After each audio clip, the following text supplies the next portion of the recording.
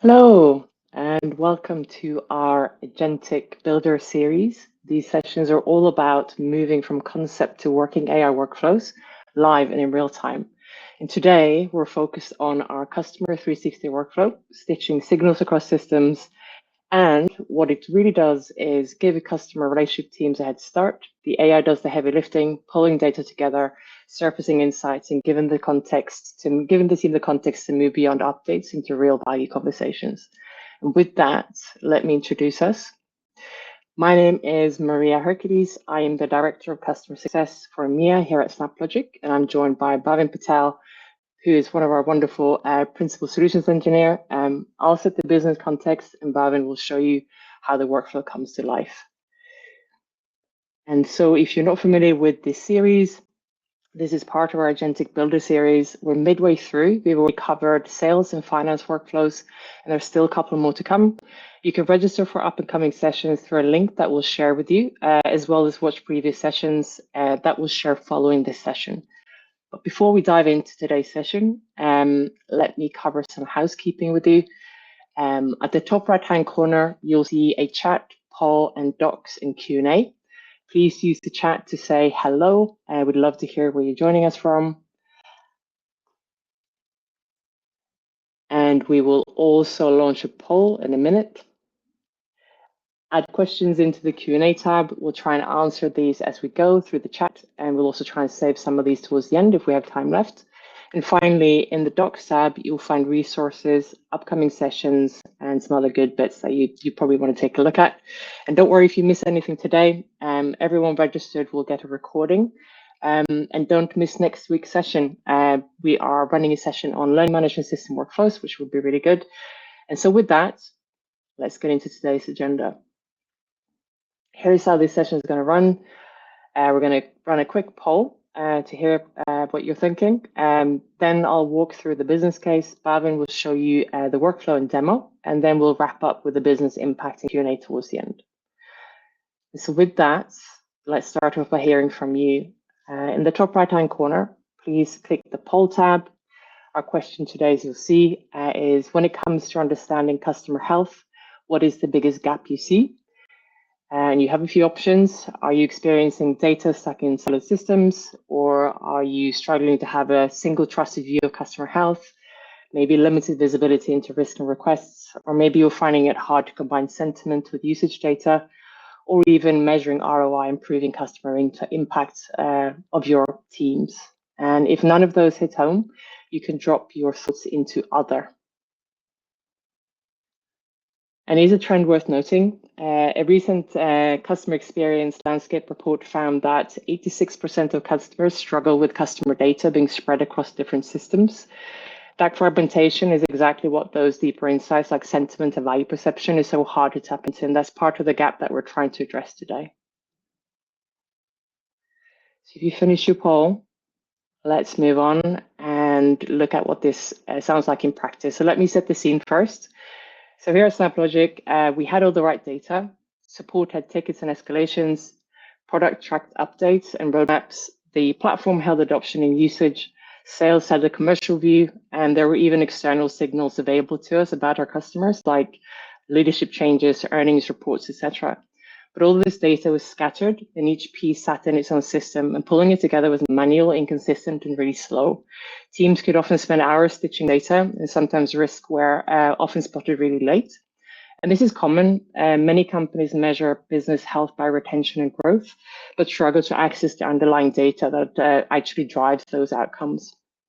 And so for us, the opportunity was clear. What if AI could do the heavy lifting, not just removing repetitive admin, but stitching signals together, surfacing sentiment, and providing an initial point of view for the team? A head start that helped us see risk earlier, spot opportunities faster, and walk in better prepared. But here's the reality. If you read some of the industry research, I think McKinsey recently launched their 2025 AI report, which found that while 92% of companies are investing in AI, only 1% are truly mature. And why so few? Because too many stop at pilots and dashboards, tools that don't necessarily embed into daily workflows or earn teams' trust. And we've seen the risk of imbalance too. You'll all be quite familiar with Klarna's AI assistant famously handling 2.3 million interactions in a single month. Headlines at the time said 700 agents replaced, I think, meaning humans.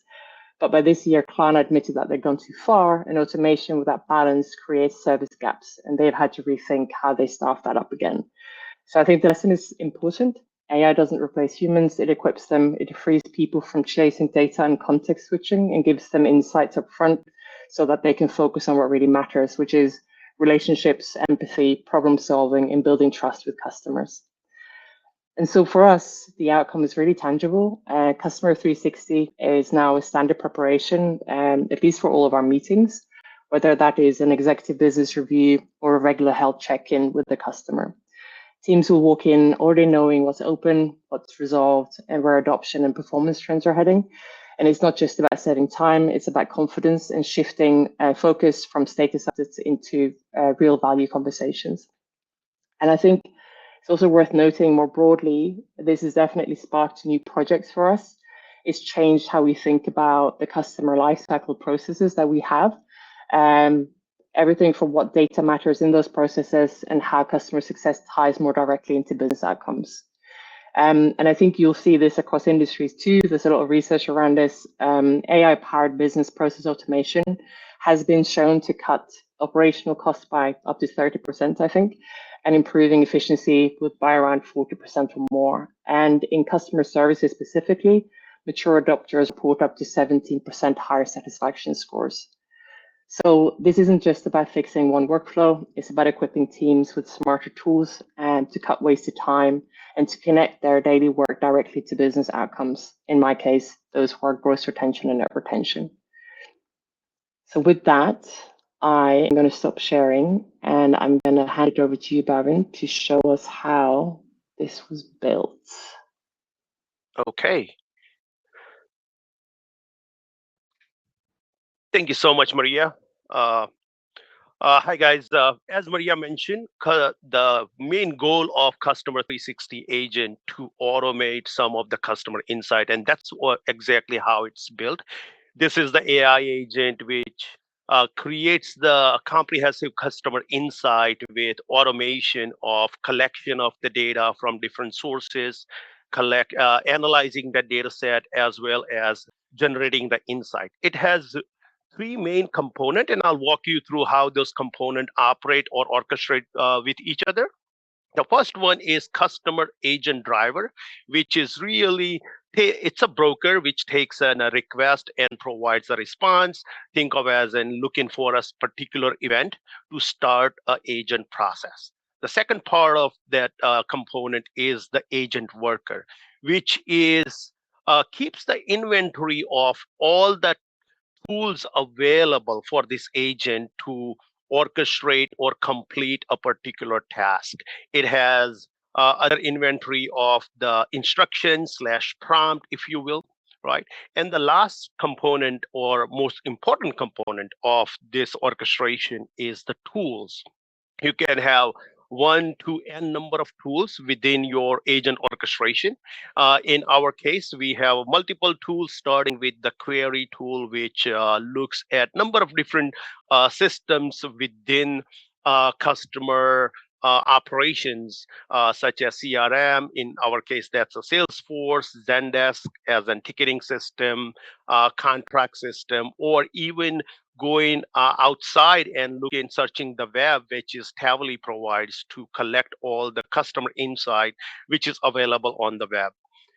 Once we take that information from the query tool, apply and extract information from internal individual tools, if you will, such as usage and adoption, which allows extraction of how customer is using the platform, which is SnapLogic's own system. Support, as you might guess, that's a Zendesk. Renewal, again, contracting system, as well as CRM, which is Salesforce, and a performance tool, which is again SnapLogic's own platform tooling. All these tools really extracts information or extracts required information for a particular customer, analyzes it, and then generates the insight at the end, where it aggregates all this information, generates the risk score, and generates a summary of the customer insight, and provides that summary to any of the application. In our case, we provide the quick summary to SnapLogic or Slack channel, or more detailed version can be provided in any documentation PDF format. Maybe it can be emailed out as well. In our case, we host it into a box. So that's a really high level orchestration of this agent. Now, looking forward, how does this fit into, let's say, when MCP architecture comes in, and some might have started looking at MCP? How does this apply to MCP? It's the architecture stays the same. The rules, regulation, or the responsibility, if you will, moves. And this is how you should think about implementing any MCP architecture for any of your agent need, right? Exactly same agent, where we have created tool orchestration within SnapLogic, uh, connecting with existing data set or data sources or systems, providing that information back to the agent or the client in this case. So from SnapLogic perspective, you can certainly create all this tooling, make those toolings available via API, as well as expose this as an MCP server.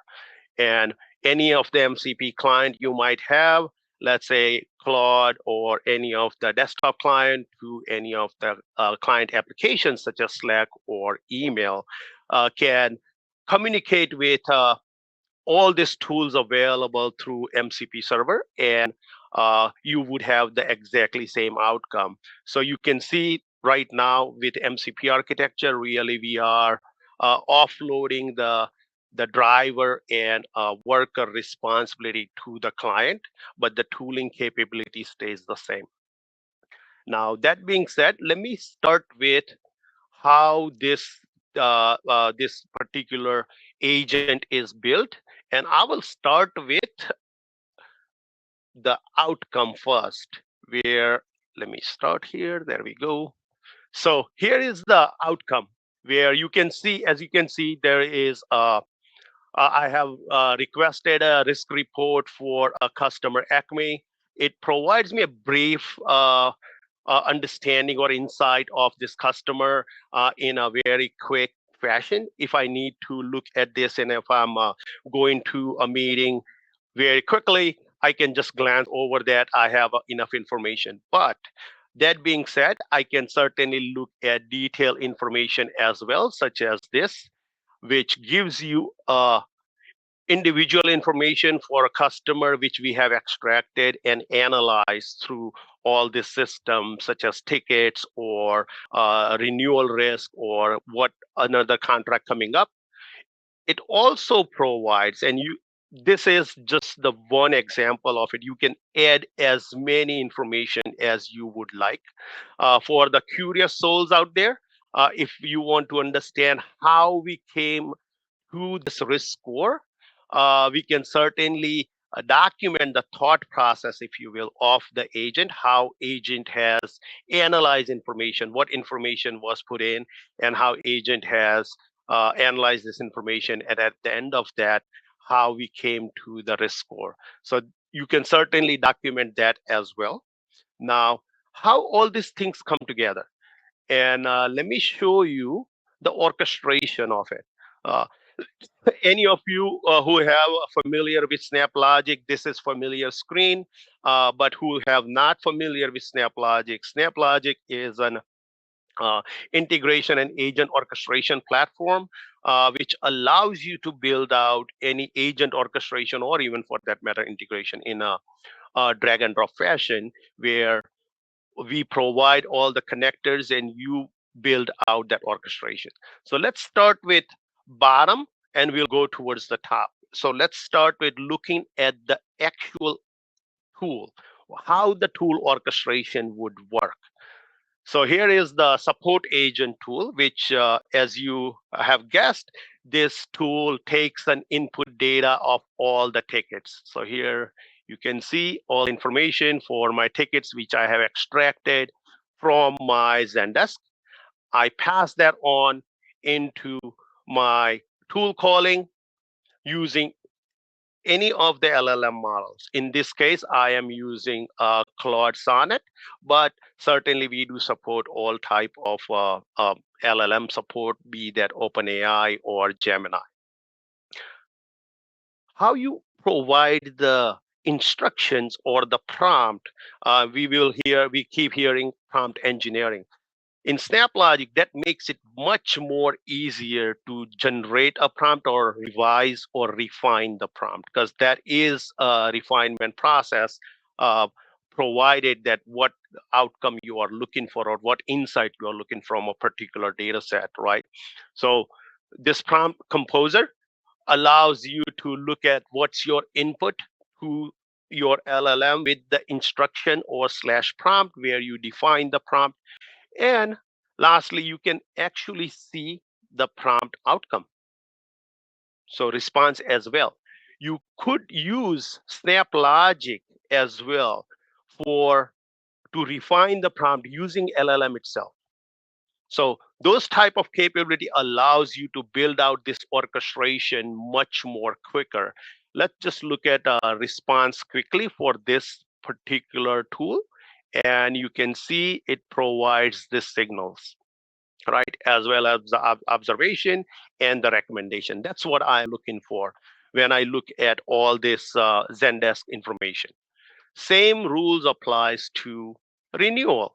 In this case, I am extracting information from number of different sources, which is Salesforce, our contracting system, what's the current revenue, what's the future opportunity, as well as I go outside of my organization and look at uh, a web and screen through all the information for this particular customer, what's happening with them, what is out there, which I could utilize to analyze the customer insight as well as customer situation, if you will, right? And again, you can define your prompt, what input confirmation, input information is coming in, what are the instructions you want to provide or the guardrail you want to provide when you are analyzing certain information, to make sure that it does not hallucinate, right? And next thing, what I want to see is, I want to show you is worker. Now, worker is the main orchestration component which brings everything together. You might have a one tool or five tool or 10 tools, and depending on your ask or the task which your agent needs to complete, it might utilize single tool, it might utilize five tools, or it might utilize every single tool available to its disposal. But it starts with exposing or making those tools available to your orchestration. And as I mentioned earlier, where MCP server, which makes available all the tools, instructions, what have you, that's exactly what this is doing.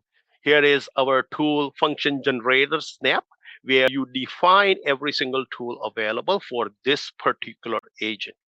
It can be, as I mentioned, single tool or multiple tool, and it's a single place where you can define all those tools as well as the information of what that tool does. The next part of that is we would call the tool calling API from, in this case, I'm using Bedrock, but certainly it can be used with any other LLM, or you can use multiple LLM as well, actually, for a different tooling, where we have seen where for example, Gemini does much better with some of the image manipulation or anything with the image, while OpenAI does much more analysis, and Claude does uh, good results, if you will, with the semi-structured information and analyzing those and getting the insight. So certainly you can pick and choose a particular LLM for your a tool, right? And certainly it's allowed. In this case, I can define which tool, all the tools available to me with my tool calling. And again, I am not writing any code. In this case, I'm simply coming in, defining my account information, defining which model I want to use. And again, it's completely up to you. You can use different model depending on your subscription. In this case, as you saw, previously I was using Claude Sonnet 3.5. In this case, I'm using Sonnet 4 because that actually is much more faster for tool calling rather than just analyzing, right? So certainly you have a flexibility in terms of building that out. At the end of that, it looks at every single tool, takes into the account of what is the ask to the agent, and depending on that, it does the execution. You can certainly provide how many iteration you might want to do. You might want to do single iteration, you might want to do 5 iterations, but you can configure or define how you're going to run that, right? In this case, I'm just providing the stop reason. At this maximum time, I will run 5 times or 5 iteration of it.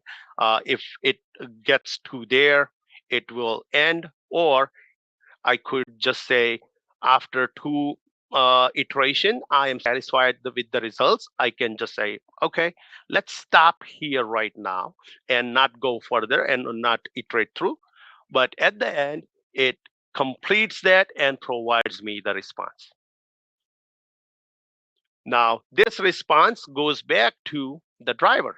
So as I mentioned, driver is really nothing but a broker, which takes a command or looks for the event, typically generated by API. In our case, it would be a Slack would invoke this orchestration via API, RESTful API, right? It can be integrated into any of the application of your choice, which will take instructions, what I need tool to do for me.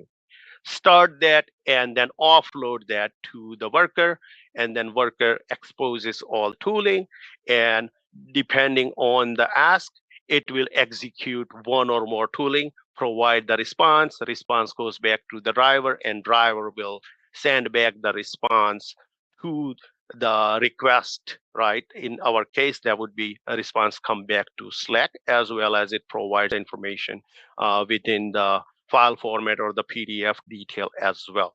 So that's a very quick understanding or demo of how we have built customer 360 agent.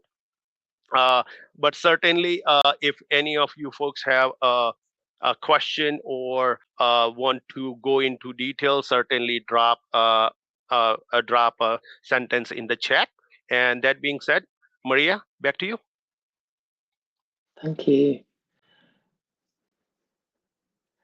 All right, so as Bhavin said, don't forget to get your poll in the top right-hand corner. And also, if you have questions, please drop them in the Q&A chat as well.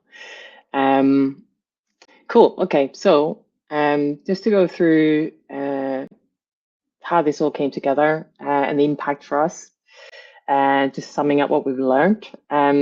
Before, we had teams were working across systems not designed for their day-to-day. That meant wasted time, disconnects across functions, and sometimes a day, a week, just chasing and stitching data. And now the teams can walk into meetings with visibility into requests, adoption, risk, and sentiment all in one place. There's less admin and more focus on strategy and value and outcomes. And I think in terms of advice for builders, if you think about building something similar, start with pain points, but then also align on what you build to clear measures of success and outcomes. And for us, in this use case, it meant retention and growth and aligning to those numbers. But the other part, I think, is adoption of your workflow. Employees who don't get access to training, upskilling, or even AI tools often risk falling behind. And I think the lesson is that you can't just build a workflow, you need to bring people with you on that journey. And give them the confidence and embed it into their daily routines. I think that's really key to success. And finally, I'd say unexpected outcomes from us whilst building this and looking at the adoption beyond the easier prep. We've definitely gained earlier visibility into risk, which protects our renewals and gross retention number, at the same time as seeing positive signals surfaced sooner, driving expansions and net retention. And in the same process, we've also uncovered hidden process gaps that we previously probably wouldn't have seen. So that's been really interesting. And so this project just keeps evolving for us. And I think this is also timely. Like, I think Gartner recently forecast that IT spend is growing by something like 8% this year, bringing a global total to about $5.4 trillion. But more of that money is flowing into AI-powered workflows, while traditional IT categories are slowing. I think the takeaway is simple. I don't think AI necessarily replaces people, but it's about equipping and upscaling teams with smarter tools that cut wasted time. And in my use case, help the team spend more energy where it really counts, where it matters, which is invaluable human interactions with customers. So with that, we're going to move on to Q&A. And Bhavin, I've got a question for you. When you're building workflows like this, how do you align to business owners to make sure use cases tie back to outcomes? Yes, great question, right? It's usually it comes with the one sentence where I want to cure cancer, but that's not realistic, right? So just take an example of this customer 360. It's started with the small ask where they needed to automate and analyze certain information for which is coming up more often than not. So I would start with that and then refine that one after another, step by step, where it can. So think of as in terms of technical terms, we started with two tools where it's really looking at the CRM data and looking at the Zendesk data, and that was about it, which allows you to quick insights, certainly a great benefit. But that being said, once everybody starts using it, they would be the one who would give you much more detail that we should do this. And that's how the adoption goes, as well as the outcome is much more concrete rather than simply in Bhavin's head, this is better. Great answer, thank you. And I guess before we wrap up, do you have any advice to give someone starting off with their first agentic workflow to make sure it kind of lands with teams? Like, what advice would you give them? I would say just first dive into it. That's the first thing. I have seen the hesitation from a lot of customers where they are looking at this perfect use case or perfect problem to solve, and there is no perfect problem to solve. There's always a problem to solve, and just start there, and that would increase your adoption. But at the same time, you are much more comfortable with operating in this environment, right? I'm sure everybody has seen that it started with simply analyzing the documents, PDFs, right? So it has evolved into this much more agentic orchestration, but it started with simply analyze this particular PDF and give me the insight so I can on my way. So don't wait for a perfect problem to come across. Start with whatever problem you need to solve. And I think that's the best way to kind of get familiar with it. Thank you, that's great. Lee, I saw you got a question. Please reach out to me directly and we can have that conversation, because I think we've actually run out of time. And with that, let's wrap up. And so just a reminder to everyone, this series is all about making AI real and practical. In the next session, we'll look at the learning management system workflow, then RevOps, and you can register or watch previous recordings, and we'll share that after this call with everyone that's on the call. And if you're already a customer, reach out to your account team. And if you're not, and you want to know more, please check out our website and schedule a demo. And thank you so much for joining us. We really look forward to seeing you in the next one. It's awesome.